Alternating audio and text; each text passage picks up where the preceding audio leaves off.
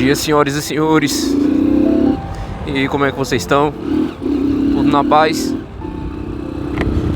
Deus dê um dia maravilhoso a vocês. Uma tarde, uma noite, não sei que hora vocês vão estar vendo o vídeo. Eu quero trazer um conhecimento, compartilhar na verdade, né? Um conhecimento aqui com vocês. Eu tinha feito uma enquete no Instagram. Tem gente que me segue no Insta, tem gente que não, aqui do canal, né? Mas eu tinha feito uma enquete no Instagram, onde eu falava sobre... Eu fiz uma enquetezinha, né, pra perguntar se a galera queria que eu falasse mais sobre mecânica, motovlog ou espiritualidade. E a maioria votou em espiritualidade. E na verdade eu já sentia, sei lá, no coração que no fundo o propósito do canal seria sempre esse.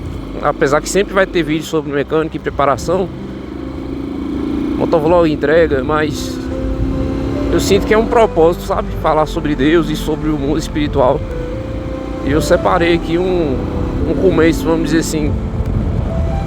Vai ser uma série de vídeos aí onde eu vou estar falando sobre a vida espiritual, sobre o evangelho. Eu separei um vídeo só para ser o começo, que é esse aqui, onde a gente vai falar sobre a guerra dos céus e a vida pré-mortal. Vamos lá, guerra dos céus. Antes da gente vir pra cá, né, pra terra, foram apresentados dois planos nos céus: o plano de salvação do Pai Celestial e o plano de salvação de Lúcifer, que era nosso irmão mais velho, né, entre aspas, antes da queda dele. No que consistiam os dois planos? O plano do Pai Celestial era que todos nós viéssemos à Terra, passássemos por provas e expiações. Nisso a gente iria adquirir conhecimento e maturidade espiritual. E ele queria que todas as coisas do mundo nos fossem apresentadas, mas que por amor a ele a gente renunciasse ao mundo. O que Deus queria provar era que o nosso espírito era superior à nossa carne, provando então que ele sempre confiou na sua criação, né? Ele sempre confiou na gente. Então o plano de salvação do Pai Celestial era esse: que todos nós fôssemos apresentados ao mundo e às podridões do mundo, mas que por amor a ele a gente pudesse renunciar. Ou seja, por mais que o pecado fosse bom e prazeroso para a carne, o nosso espírito, por amor a ele, iria rejeitar. Por isso que quando a maioria de nós, na verdade todos nós, em vida, né, aqui na Terra, a gente tem um contato com Deus e passa a conhecê-lo. Quando a gente é apresentado a Cristo, a gente passa a sentir repulsa por nossos pecados. Ou seja, coisas que antes nos davam prazer passam a nos dar vergonha, nojo, que é a transformação que o Espírito Santo causa. Então aqui, voltando para a guerra dos céus, o plano de salvação de Lúcifer já era diferente. A ideia dele era salvar todo mundo. Ele não queria que a gente fosse condenado, mas tinha um porém: a gente não teria o poder do livre-arbítrio. Ele queria que a gente fosse 100% controlados por ele, né, e dominado por ele. E assim ele iria garantir que a gente se comportasse. E assim ele iria garantir que a gente se saísse bem. E o Pai Celestial não. Ele acreditava no nosso potencial e na nossa capacidade. E ele queria nos dar o livre-arbítrio, né? Arbítrio. Para que a gente pudesse escolher por conta própria o que queria para a vida. Ou seja, por mais que fosse doer no fundo do coração dele perder a gente, ele queria que a gente tivesse liberdade. A liberdade de escolher. Ele não queria obrigar a gente a segui-lo. Ele não é um pai ditador, como muitos pensam. Na verdade, ele queria que a gente fosse salvo por meio das nossas próprias escolhas e pela sua graça. Ou seja, ainda que você vá à igreja, ainda que você dê o dízimo, que você, né, entre aspas, seja certinho, não garante que você vai ser salvo. Porque o Pai Celestial, ele olha as intenções do coração, não só suas ações. Então assim, quando Lúcifer se rebelou contra Deus, não foi apenas ele que se rebelou. E às vezes isso não é tão bem explicado pela religião. Mas um terço do céu, segundo a palavra, se rebelou junto com Lúcifer, que eram nossos irmãos em Deus, né? Nossos irmãos de verdade. A gente aqui na Terra tem essa questão de genética, né? E cromossomos, isso e aquilo, mas nos céus, a nossa identidade espiritual é que todos viemos de Deus, né? Então assim, todos somos irmãos. Mas enfim, um terço dos céus se rebelou. O cara gostou da moto. Um terço do céu se rebelou contra Deus, porque não aprovava o seu plano.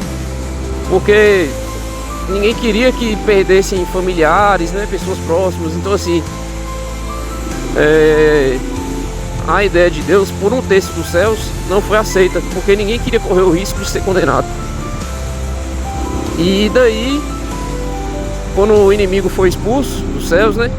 Quando Lúcifer ele foi expulso e se tornou um anjo caído, um terço dos céus também foi expulso junto com ele. Então, todos aqueles que possuem carne, osso, mãos, nós somos filhos de Deus e viemos da sua promessa. Viemos da nossa escolha e do nosso convênio espiritual com Cristo, com Deus, né? Com o Pai Celestial, o Espírito Santo. Então, o que acontece? Aqueles que escolheram o plano de salvação do inimigo não têm corpo. Se tornaram então demônios e potestades sem matéria física. Eles não têm o poder de interferir na matéria física. Mas não significa que eles não têm poder nenhum. Eles têm um poder psíquico e energético, ou seja, demônios, espíritos, obsessores, eles têm a capacidade de interferir nos seus pensamentos, emoções e sentimentos, a depender das suas atitudes, a depender dos seus hábitos e das suas crenças. Por isso é importante a gente não ter vícios, que é outra coisa que muitas vezes não é tão bem explicada dentro das igrejas. Os vícios não servem apenas para te condenar ao inferno, não é assim que funciona. Os vícios atraem espíritos demoníacos, obsessores, que fazem com que o seu comportamento se torne deteriorado, né? A gente é como um vaso que foi feito para ser preenchido pelo Espírito Santo. Quando você passa a não ter esse vínculo com o Espírito Santo através de oração, jejum, de boas ações e boas intenções no coração, naturalmente o muro já é do diabo. Então você passa a ser influenciado por espíritos malignos. Por isso que geralmente muitas pessoas, quando se afastam da igreja, elas passam a beber, a fumar. Isso tudo são vínculos com espíritos obsessores. Uma vez que esses vínculos são feitos, se torna mais difícil de sair deles. Então por isso que também tem aquelas pessoas que constantemente ficam indo e voltando da igreja, né? Que assim, entram, se arrependem, mas logo em seguida não conseguem se manter e saem novamente. Então assim, tudo depende não só das nossas companhias na terra, mas das nossas companhias espirituais também. E por isso também a palavra diz que as más companhias corrompem os bons costumes. A gente não pode ser leigo o suficiente para achar que está falando de companhia só física, pessoas físicas, tocáveis. Não, também está falando de companhias espirituais que você atrai por meio dos seus pensamentos, sentimentos e ações.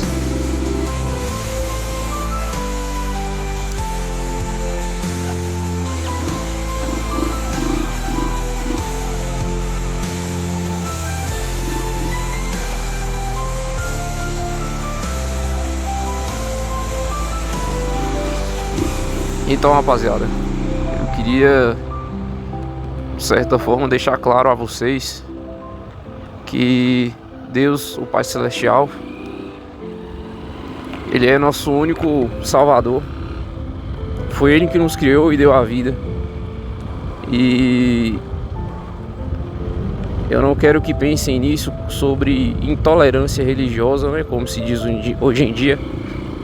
Mas existe o único e verdadeiro Deus, que criou os céus e a terra e tudo que a gente vê e sente. Tanto que, se eu não me engano, em Levítico, a palavra de Deus nos alerta sobre fazermos consultas com médiuns e entidades, e sobre a contaminação espiritual que se adquire através dessas ações.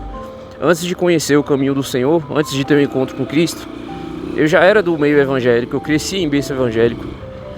Mas crescer em uma igreja, nascer em uma igreja e congregar desde criança não garante a você que você terá fé ou entendimento do que aquilo significa. Isso você só adquire por meio de uma forte experiência com Deus, que por muitas vezes vem através do sofrimento, por conta da nossa desobediência e descrença. Então, que de alguma forma essa série de vídeos que eu vou fazer, ela tem um impacto, né, de trazer vocês para Cristo novamente, que vocês possam novamente ter um encontro com Deus e possam ter, através desses vídeos, conhecimento e entendimento sobre a palavra do Senhor e sobre os seus caminhos. Não caiam na tentação de achar que todas as religiões levam a Cristo. O Evangelho é um só, independente do nome da igreja, mas ainda assim o Evangelho é um só, e ele precisa ser levado com respeito e dedicação. Então, meus irmãos, não façam pactos, não façam compromissos com entidades sem antes saber o que acontece no plano espiritual, o que significa, o que causa. Eu quero que vocês tenham entendimento sobre isso. E no próximo vídeo eu vou falar sobre o plano espiritual, sobre espíritos obsessores, entidades e como tudo isso funciona. A verdade por trás daquilo que você não vê. E eu tenho propriedade para falar isso porque eu já fiz parte de várias religiões. Eu sou novo, eu só tenho 26 anos, mas eu já tive a oportunidade de conhecer o candomblé, umbanda, espiritismo, catolicismo. E eu sei que Deus me levou nessa jornada para que um dia eu pudesse ensinar a verdade às pessoas. Não a minha verdade, a verdade dele. Deus, ele é soberano e poderoso sobre todas as coisas e não cabe a mim dizer, sabe, muitas coisas. Eu apenas falo aquilo que o Espírito Santo me toca e me ensina e me compele a dizer. Foi como eu escolhi viver minha vida, apesar dos meus muitos pecados, né? Eu tenho um entendimento que eu preciso levar o Evangelho adiante e que tem pessoas que precisam se curar através de Deus. Então se tornou apenas o meu trabalho. E graças a Deus que se tornou o meu trabalho. Eu não pretendo receber nenhum dinheiro. Eu não pretendo me tornar, sabe, um sábio superior que ensina coisas. Eu só quero que humildemente vocês possam me ouvir, possam ter entendimento espiritual e a partir daí fazer escolhas melhores para suas vidas. Eu acredito que se Deus me permitiu passar por tanto sofrimento e por tanta dor, foi para que um dia eu pudesse ensinar a vocês sobre a verdade, sobre o Evangelho, sobre o mundo espiritual, suas consequências, ações. E eu espero que vocês estejam aqui no próximo vídeo para acompanhar o que eu vou falar sobre o plano espiritual. Eu deixo esse testemunho, essa orientação em nome de Jesus Cristo, amém. Espero que vocês possam se sentir tocados pelo Espírito Santo através dessas palavras e através do conhecimento adquirido. Rapaziada, que vocês ficam com Deus. Eu vou encerrar o vídeo por aqui. Deus abençoe a vida de vocês. Eu espero que sempre que vocês virem aqui, vocês consigam colher um sentimento positivo no seu coração e que possa ajudar com o seu dia a dia e com os seus sentimentos. Falou, rapaziada.